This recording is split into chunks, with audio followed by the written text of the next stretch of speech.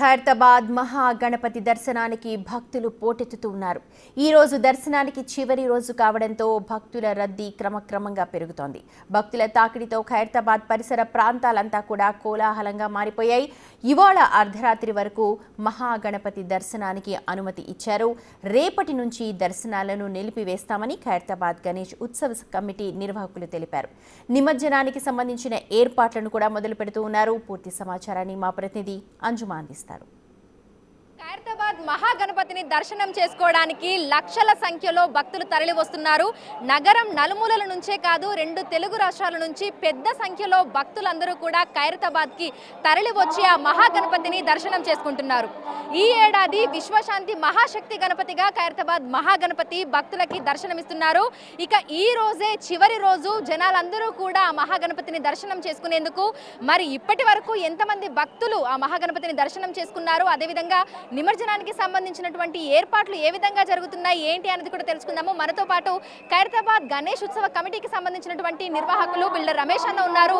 So ఒక్కసారి అన్నతో మాట్లాడదాము. ఇప్పటి వరకు ఈ సందడి కోలాహలం ఇదంతా కూడా ఏ విధంగా గడుస్తోంది, నిమజ్జనం ఏర్పాట్లు ఏ విధంగా జరుగుతున్నాయి ఏంటి అనేది కూడా తెలుసుకుందాం. నమస్తే అన్న. అన్న, స్టార్టింగ్ రోజు నుంచి అంటే వినాయక చవితికి 2 రోజుల ముందు నుంచే ఖైరతాబాద్ మహాగణపతి భక్తులకి దర్శనం ఇస్తా ఉన్నాడు. ఇప్పటి వరకు ఎంతమంది భక్తులు ఖైరతాబాద్ మహాగణపతిని దర్శనం చేసుకున్నారు? యావత్ భారతదేశం నుంచి లక్షల మంది వచ్చి దర్శనం చేసుకున్నారు. మరి ఇదే చివరి రోజు. మరి రేపు 2 టస్కర్ బండ్లు క్రేన్ రావడం జరుగుతుంది. పోలీస్ డిపార్ట్మెంట్ హ్యాండ్ ఓవర్ అయిపోతుంది. ఆ తర్వాత రేక్ షెడ్ తీయడం జరుగుతుంది, నాట్లు తీయడం జరుగుతుంది. భక్తులకు మనవి ఇక్కడ రావద్దు, రేపు హ్యాండ్ ఓవర్ అయిపోతుంది పోలీస్ డిపార్ట్మెంటు. మరి టస్కర్ బండ్లతో మరి మొత్తం తీయడము, లక్షల మంది పులిగోర కానీ ప్రసాదం కానీ వాటర్ కానీ ఈ రోజే మేము చివరి రోజు లక్షల మంది వచ్చి దర్శనం చేసుకున్నారు. ఎలాంటి ఇబ్బంది లేకుండా అడుగున సీసీ కెమెరాలు కానీ, హెల్త్ డిపార్ట్మెంట్ కానీ, ఎలక్ట్రిసిటీ డిపార్ట్మెంట్, వాటర్ కానీ, మెడికల్ ఇక్కడ అంబులెన్స్ బండ్లు ఏర్పాటు చేశాం. అన్ని విధాలుగా వాలంటీర్ ఏర్పాటు చేశాం. అన్నిటికంటే మాకు ముందుగా ఛానల్ అన్ని విధాలుగా సహాయ ముఖ్య పాత్ర వీళ్ళదే. మరి వీళ్ళ సహకారంతో ఇంత కంట్రోల్ చేయగలిగాం. అయితే మనకి విగ్రహాన్ని కదపడం కానీ, లేదంటే ఆ వెల్డింగ్ పనులే కానీ, కర్రల తొలగింపు ఇదంతా కూడా ఎప్పుడు జరగబోతోంది?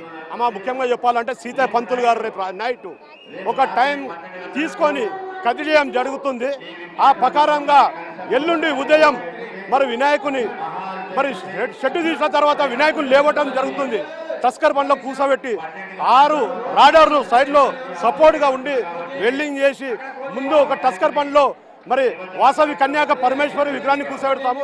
2వది పూరి జగన్నాథంని కూర్చోబెడతాము. 3వది ఐగ్రస్వామి మరి లక్ష్మీ సమేతగా ఐగ్రస్వామిని కూర్చోబెడతాము. 4వది గజ్జల మనం కూర్చోబెడతాం. ఈ విగ్రహాలను కూర్చోబెడుతూ ముందు ఊరేగింపుతో బ్రహ్మాండంగా వెళుతుంది విగ్రహాలు. ఆ తర్వాత 2వది వినాయకుని 6 గంటలకు కదులుతుంది.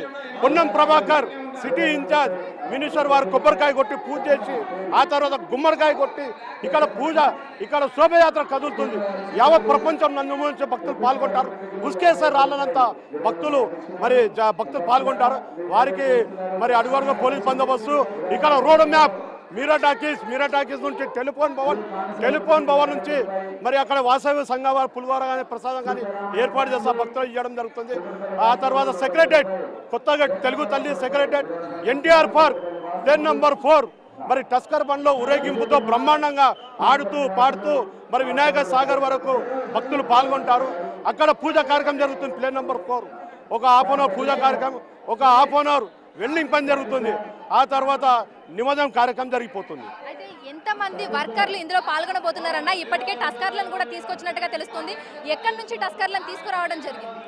ఆంధ్రప్రదేశ్ నుంచి టస్కర్ బండ్లు తీసుకురావడం జరిగింది. మరి భక్తులకు ఎలాంటి ఇబ్బంది లేకుండా మీ పిల్లలు జాగ్రత్త, మీ సొమ్ములు జాగ్రత్త, అడుగడుగు పోలీస్ బందోబస్తు ఉన్నది. అందరికీ పోలీస్ డిపార్ట్మెంట్కు సహకరించాలి.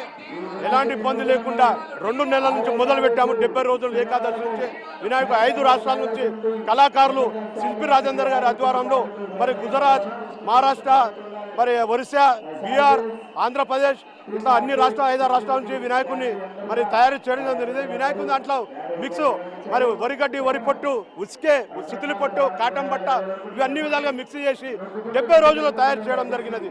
మరి వినాయకుని ఖైరతాబాద్ భక్తులందరూ సహకరించినందుకు, మాకు అన్ని విధాలుగా పాల్గొనేందుకు గణేష్ ఉత్సవ కమిటీ తరఫు నుంచి మేము ధన్యవాదాలు. ముఖ్యమంత్రి అన్ని విధాలుగా గవర్నమెంట్ నుంచి health department, electricity department, deputy CM, electricity department మరి ముఖ్య పాత్ర మీడియా ఛానల్ మరి వారి ముఖ్య పాత్ర వహించినందుకు వారికి మేము ప్రత్యేకంగా ధన్యవాదాలు తెలియజేస్తున్నాం.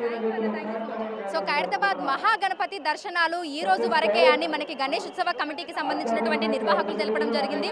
గురువారం అర్ధరాత్రి వరకు కూడా భక్తుల కోసం ఆ మహాగణపతి దర్శనం ఇవ్వబోతున్నారు. ఆ తర్వాత శుక్రవారం రోజున పోలీసులకు అప్పజెప్పేస్తారు. వెల్డింగ్ కి సంబంధించినటువంటి పనులు, అదేవిధంగా కర్రల తొలగింపు ఇదంతా కూడా జరుగుతోంది. ఇందుకు సంబంధించి ఆంధ్రప్రదేశ్ నుంచి టస్కర్లు తెప్పించినట్లుగా కూడా మనకి కమిటీ నిర్వాహకులు అయితే తెలపడం జరుగుతుంది. ఇక శనివారం రోజున అంగరంగ వైభవంగా లక్షల మంది భక్తుల సమక్షంలో గంగవడికి ఖైరతాబాద్ మహాగణపతి వెళ్లనున్నారు.